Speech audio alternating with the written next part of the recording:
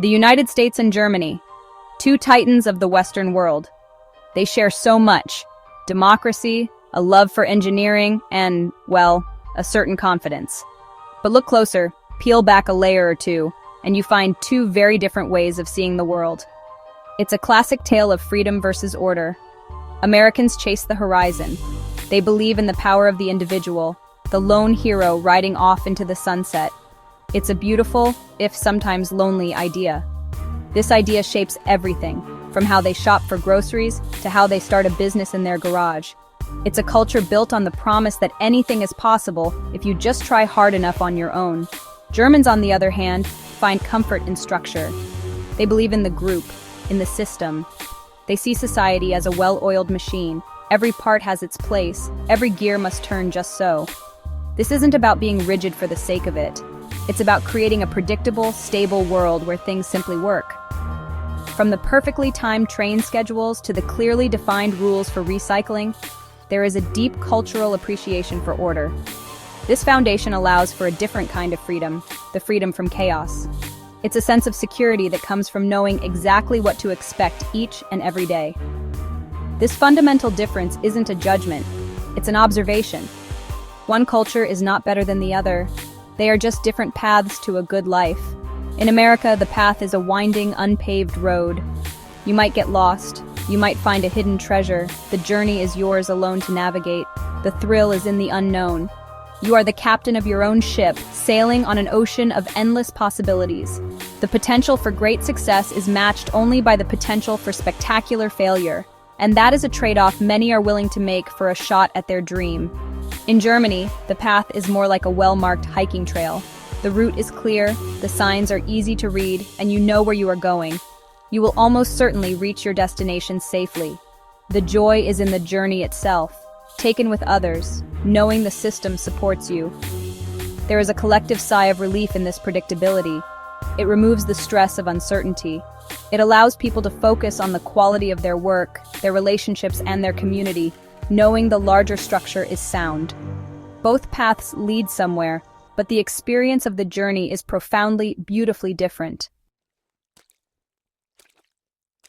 Step into an American office, and the atmosphere can feel a bit like a coffee shop. People work late, they come in early, they take long lunches to network, or they eat a sad sandwich at their desk. The 9-to-5 workday is often just a suggestion. The real goal is to get the job done, whenever and however that happens. This flexibility is a source of pride. It speaks to the American ideal of being the master of your own destiny. You control your schedule. You are judged by your results, not by the hours you sit in a chair. It's a culture of innovation that thrives on last-minute changes and spontaneous brainstorming sessions. Now, cross the Atlantic to a German workplace. Punctuality is not just a virtue, it is a sacred duty. Work starts at 9, not 9:01, not 8:59. The focus is on maximum efficiency. When Germans are at work, they work. There is little time for idle chatter or long, meandering meetings. The goal is to complete your tasks with precision and care. Then, when the clock strikes 5, you go home. Work does not follow you. Your evenings and weekends are protected. This clear separation is not about being lazy, it's about being effective and respecting personal time. It's a system designed to prevent burnout and maintain focus. The American approach has its benefits. It allows for creative bursts at odd hours. It accommodates the parent who needs to leave early for a school play and finish their work after the kids are asleep. This adaptability can lead to groundbreaking ideas. It's the spirit of Silicon Valley, where the next billion-dollar idea might be scribbled on a napkin at midnight. The downside is that the lines between work and life become hopelessly blurred. The pressure to always be on can be exhausting. The freedom to work anytime can easily become the burden of working all the time.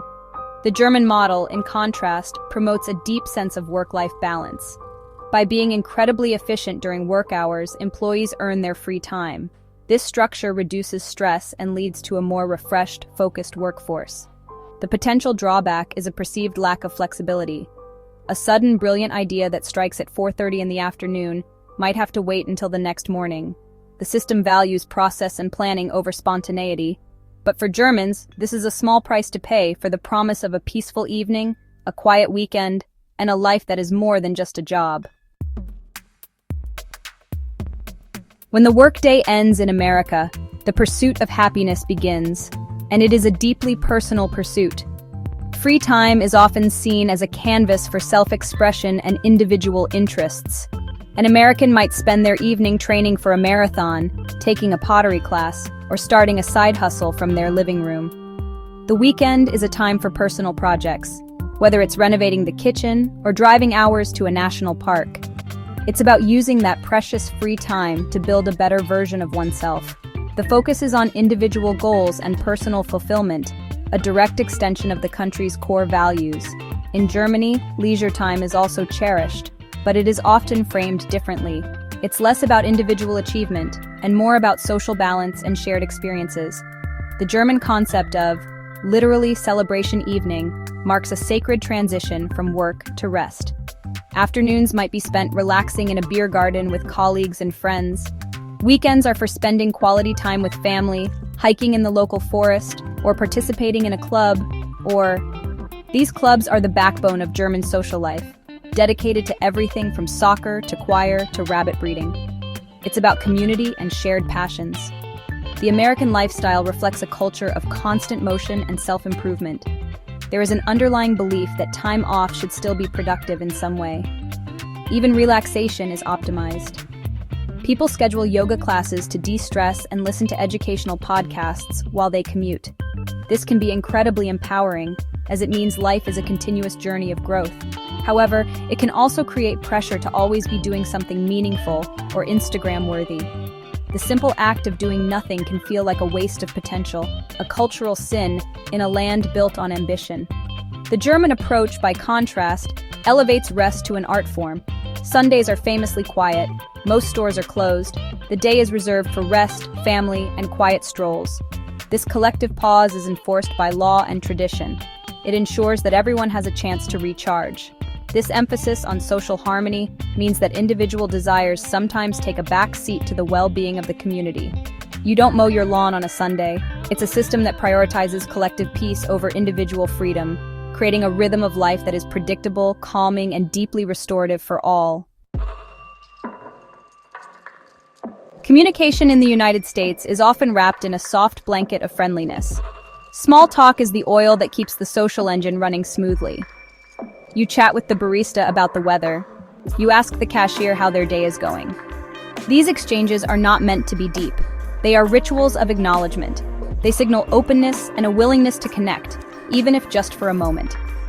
Americans tend to be expressive and emotionally open, using positive language and compliments to build rapport. This can be incredibly welcoming for outsiders, creating an instant feeling of warmth and inclusion. Germans, however, tend to see communication as a tool for conveying information efficiently. They are famous for their directness. This is not rudeness, it is honesty. A German colleague will tell you bluntly if they think your idea has a flaw. They are not attacking you personally. They are trying to solve the problem. Small talk with strangers is uncommon. A simple Guten Tag is sufficient. Why ask a cashier how their day is going if you don't have time for a genuine answer? This direct style values clarity and sincerity over superficial pleasantries, and it is a cornerstone of their social interactions. The American style of communication can sometimes be confusing for those from more direct cultures. The constant positivity can feel insincere. Does your American friend really think your new haircut is awesome, or are they just being polite? The line between friendly encouragement and genuine opinion can be blurry. This indirectness is designed to avoid conflict and preserve harmony, but it can occasionally lead to misunderstandings when the unstated message is missed. It requires reading between the lines, a skill that is learned over time within the culture. Conversely, German directness can feel abrupt or even harsh to an American.